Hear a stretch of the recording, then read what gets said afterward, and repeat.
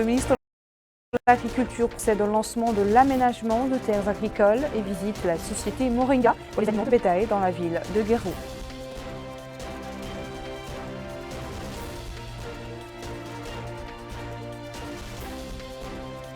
Le ministre de l'Élevage, Lamraoud Bennahi, inaugure à Bogué une nouvelle plateforme de produits laitiers dénommée Société laitière du Bracna.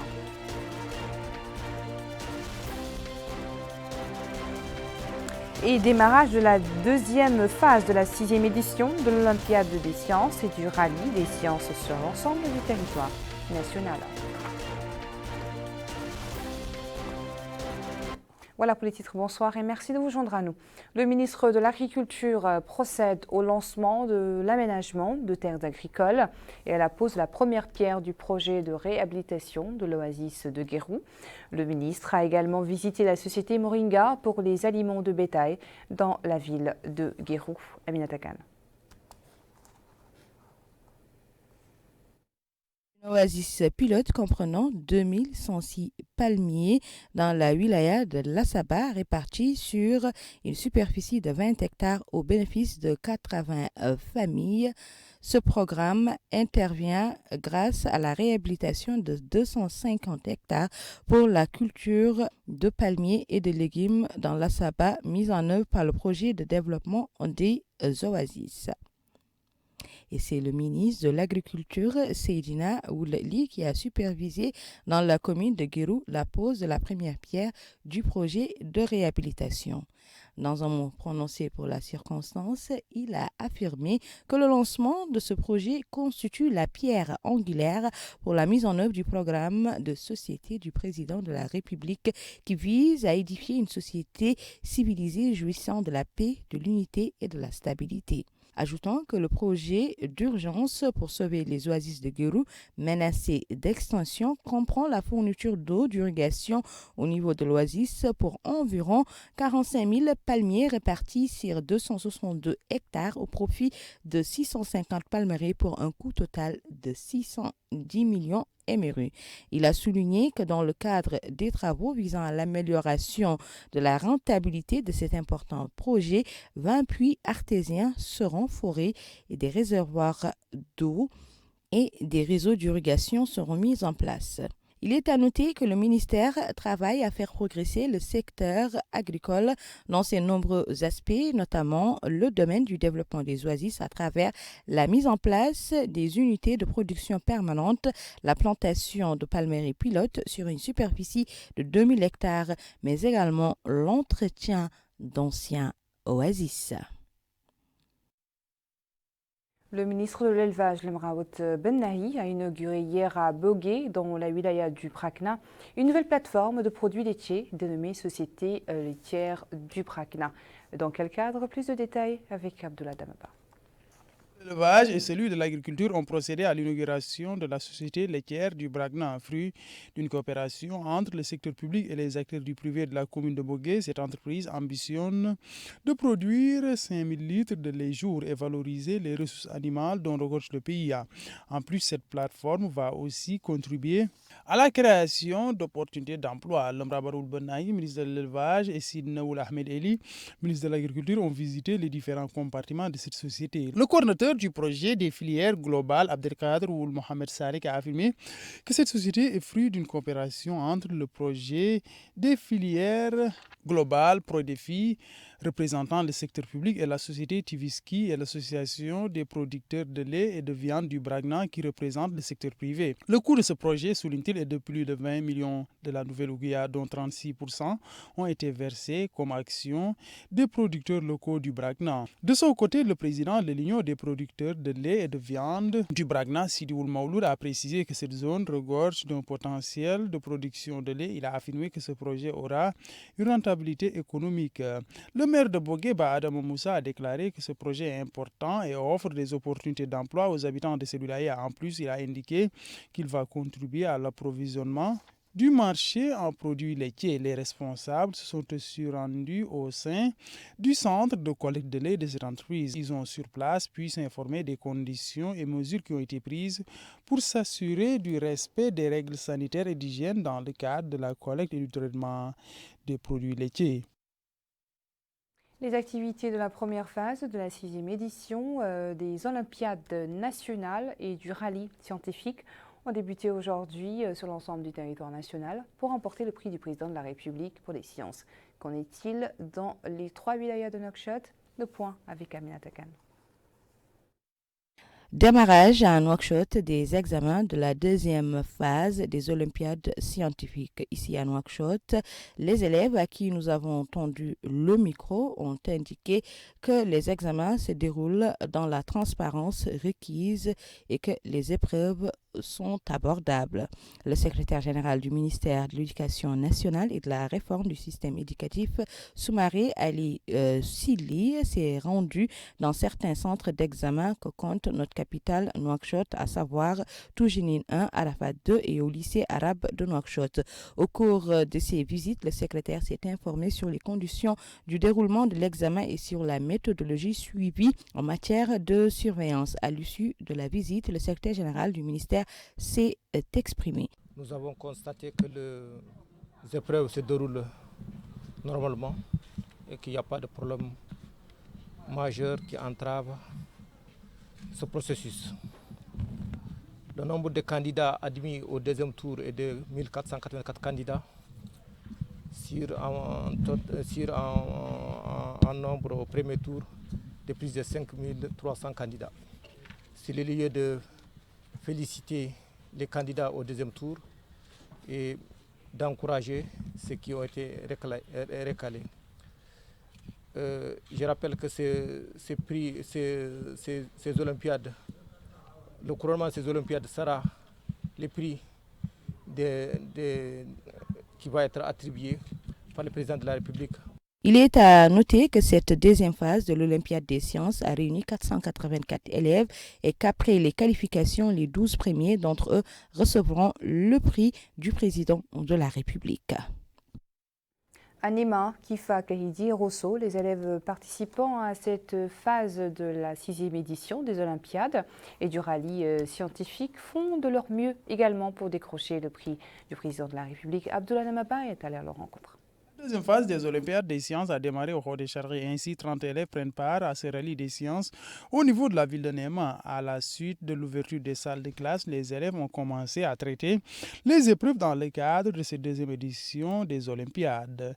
Le directeur régional de l'éducation nationale et de la réforme du système éducatif au Rodé-Chargé a déclaré que 30 élèves participent à ce concours au Rodé-Chargé, dont 9 pour la discipline de la physique, 2 pour les mathématiques, 13 pour les sciences naturelles, entre autres. Il a enfin déclaré que ce concours se déroule normalement avec la présence des candidats sur les lieux au moment opportun. 114 élèves au sein de la wilaya de Lassaba prennent part à cette 6e édition des Olympiades dont la deuxième phase a démarré. Les responsables de cette wilaya se sont rendus au niveau de ce centre pour s'informer des conditions de déroulement des épreuves. Le drain de Lassaba a rappelé l'objectif de ces Olympiades qui, dit-il, est de stimuler chez les apprenants l'étude des filières scientifiques. Les élèves ont tour à tour déclaré que tout se déroule normalement. Les épreuves qu'ils ont eu à traiter font partie du programme d'enseignement à Kéidi. C'est 190 élèves qui prennent part à cette deuxième phase des Olympiades. L'école secondaire numéro 2 de Kéidi a accueilli les candidats pour l'obtention du prix du chef de l'État pour les sciences. Le Wali Moussaïd s'est rendu au sein de ces salles pour s'assurer du bon déroulement des épreuves pour cet examen. Le directeur régional de l'éducation nationale et de la réforme du système éducatif du Gorgol a rappelé le nombre de candidats qui ont représenté la wilaya lors des précédentes éditions. Il a aussi mis en avant le nombre de participants pour la phase précédente. Au Trarza, c'est 33 élèves qui ont pris part à cette deuxième phase des Olympiades. Les élèves des différentes moukhata de la wilaya auront à traiter des disciplines scientifiques que sont les mathématiques, la physique et les sciences. Le Wali Moussaïd du Trarzar s'est rendu au sein de ce centre pour s'enquérir des conditions de déroulement des épreuves. Après ce déplacement, il a mis en avant sa satisfaction quant aux conditions de déroulement de cet examen. Il a indiqué que les conditions nécessaires pour une bonne tenue de ces épreuves ont été prises. Les élèves ont tour à tour déclaré qu'ils ont été admis pour cette deuxième phase. Ils ont aussi remercier le président de la République pour cette opportunité qu'il leur est offerte. Dans les wilayas de Tiris Zemour et de Dakhlet Nouadhibou, les élèves ne sont pas en reste. Chacun d'entre eux aspire à être lauréat. Les familles, tout comme le staff pédagogique, sont tout aussi anxieux de voir leurs enfants et réussir cette épreuve. Absolo nous en dit plus. La deuxième phase de l'Olympiade nationale dans sa 6e édition a eu lieu ce dimanche au lycée des sciences de Zouérat. Le ministère de l'Éducation nationale et de la réforme du système éducatif organise chaque année un concours qui a pour l'obtention du prix du président de la République pour les sciences. Pour cette 6e édition, 53 élèves ont été répartis dans différentes salles de classe à Zouérat. D'après le directeur régional de l'Éducation nationale et de la réforme du système éducatif Tiris Zemour, Mohamed Ali Abdallah Cham a déclaré que le concours s'est déroulé dans de bonnes conditions, dont les mesures pour prévenir d'éventuelles contaminations face à la Covid-19. Cette 6e édition a également eu lieu à Nouadhibou avec la participation de 114 élèves. Pour le début des épreuves, le directeur du cabinet de Wali de Dakhlet Nouadhibou, Mohamed Cherd Ould Mohamed El Assem, et le hakem de la Mougata de Nouadhibou, Mohamed Sidi Ahmed Ould Ouaibib, se sont rendus au centre de l'examen pour s'assurer du bon déroulement des épreuves. Le directeur régional de l'éducation a précisé que les candidats ont été répartis dans des différents groupes, un groupe qui passe les épreuves pour les mathématiques, un autre groupe pour la physique et un dernier groupe pour les sciences naturelles. Il a enfin indiqué que tout se déroule normalement. Le ministère de la Santé a annoncé aujourd'hui, s'agissant de la situation du coronavirus dans le pays, que 30 guérisons et 7 nouvelles infections ont été enregistrées au cours des dernières 24 heures. Le ministère précise dans son communiqué quotidien que ce résultat a été obtenu suite à 1852 tests effectués au cours des dernières 24 heures. Il précise en outre que les cas actifs ont atteint 113. Notons que le nombre des infections a atteint depuis le début de la pandémie 58 811, dont 57 522 guérisons et 976 décès. Toujours dans le chapitre de la santé, mais cette fois à Nouadhibou, le réseau Nouadhibou, d'abord, a organisé une journée, la 9e journée d'ailleurs, de consultation médicale gratuite. Aminata Khan nous explique. Le réseau Nouadhibou d'abord a organisé sa 9e sortie pour les consultations médicales dans la périphérie de Tarhil. Ces consultations médicales gratuites concernent l'ophtalmologie, la gynécologie, la médecine dentaire. Également, elle comprend la distribution gratuite de médicaments. Les bénéficiaires à qui nous avons tendu le micro ont exprimé leur satisfaction pour cette bonne initiative qui leur permettra, ont-ils indiqué à l'unanimité, d'accéder aux soins et aux services de santé dans leur lieu de résidence sans aucun frais. Le responsable de la caravane a indiqué que l'ONG, en partenariat avec plusieurs institutions médicales qui ont participé à l'initiative, dont l'objectif est d'offrir les soins de première nécessité aux populations vulnérables, indiquant que cette action caritative est le fruit d'un long processus dont l'objectif est de rendre service aux plus démunis, surtout en cette période où la pandémie de la COVID-19 sévit chez nous. Il a cependant lancé un message à l'endroit des populations à se prémunir contre cette maladie dangereuse. Voilà pour l'actualité de ce dimanche. Merci à vous de nous avoir suivis. Le rappel des principaux titres. Le ministre de l'Agriculture procède au lancement et l'aménagement de terres agricoles et visite la société Moringa pour les aliments de bétail dans la ville de Guérou. Le ministre de l'Élevage, le Malabek Benahi, inaugure à Bogué une nouvelle plateforme de produits laitiers dénommée Société laitière du Brakna.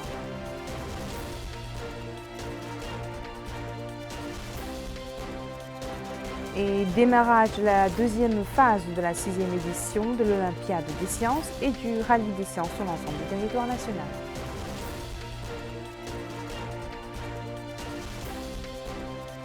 Merci, restez au programme d'El Mauritania. Bonne soirée.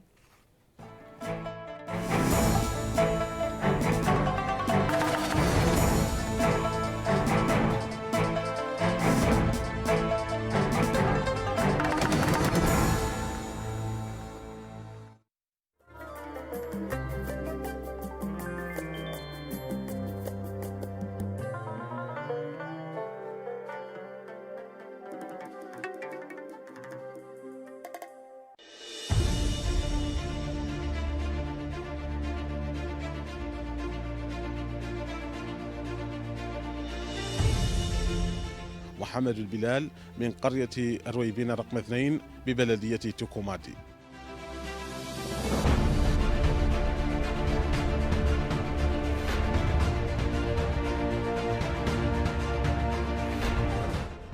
ثانوية رسوم لقناة الموريتانية محمد بلال.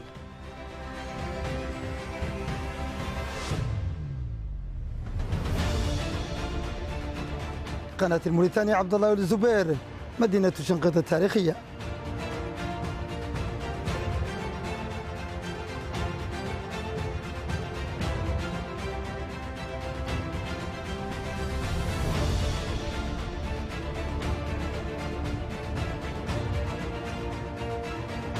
عبد الله صوفي، مقاطعة عبد البدر، بدر السلام الرمح. قناة الموريتانية.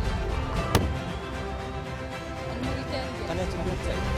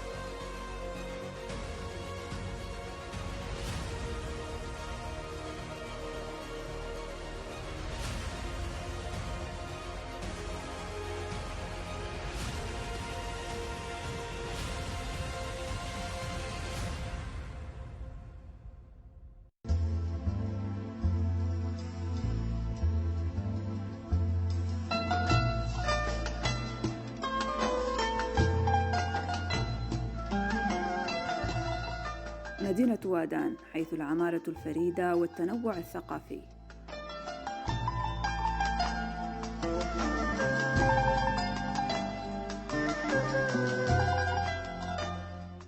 في قمة هضبة أدرار تقع وادان بجزئيها القديم الخالي من السكان والجزء المأهول. تم بناؤها عام 536 هجرية. لقد اشتغل الكثير من الباحثين والخبراء في معرفة جذور العمارة العامة في الحواضر الموريتانية القديمة، وقد كان لمدينة وادان الدور الأبرز في تحديد نمط وتصنيف وجذور هذه العمارة. فالعمارة بصفة عامة تقوم على 3 عناصر، هي العمارة العسكرية والعمارة المدنية والعمارة الدينية. فمدينة الوادان بصفة عامة هي مدينة أسست على هضبة صخرية تكاد تكون معلقة، وقد يقول بعض الخبراء أن الأصول البعيدة لمؤسسي المدينة اللمتونيين وعلاقتهم تاريخية بقدومهم من اليمن يعطينا صورة عن هذه المدينة التي بنيت على الصخر وتكاد تكون معلقة مسابة حتى الوادي. وادان مصنفة ضمن مواقع التراث العالمي لليونسكو، وهي إحدى المدن التاريخية ال4 في موريتانيا.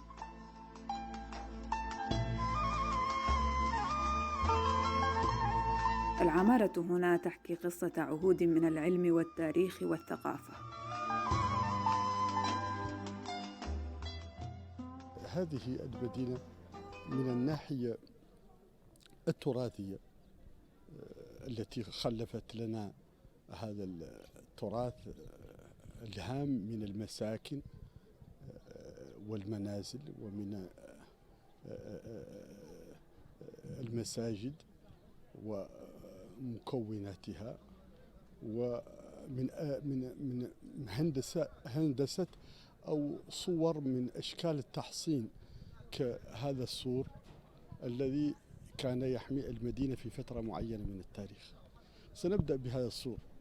هذا السور تأسس سنة 540 هجرية بعد حوالي 4 أو 5 سنوات من تأسيس المدينة، واستمر بناؤه 6 سنوات. تستخدم الحجارة هنا كمادة أساسية في البناء بحكم البيئة المحيطة.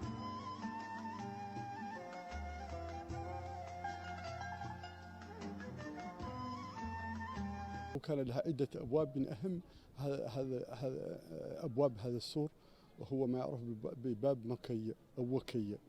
هذا الباب الذي يعتبر عاليا في ارتفاعه ومتسعا في عرضه، وكان يحمي أساسا ما يعرف بالبئر المحصنة أو بئر القصبة.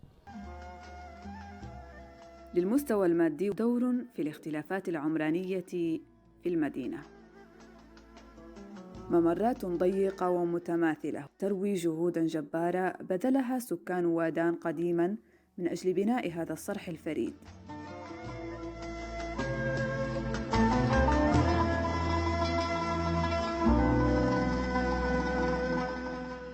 تتفرد بيوتها بطابع معماري خاص يحترم ثقافة المجتمع الموريتاني حينها.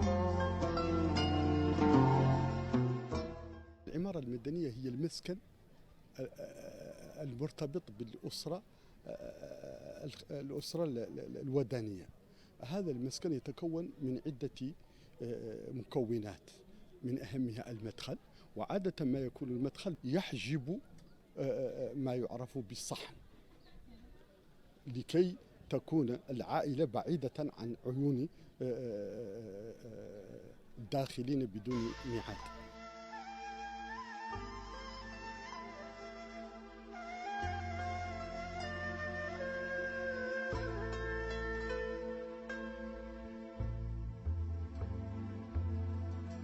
يأخذك الشارع الرئيسي الممتد من أحد أبواب السور إلى الطرف الآخر من المدينة، إلى حيث شارع 40 عالماً.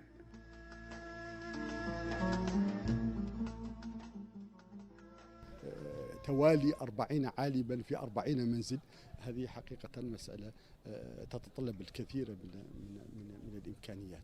هناك ما يعرف بالعمارة الدينية.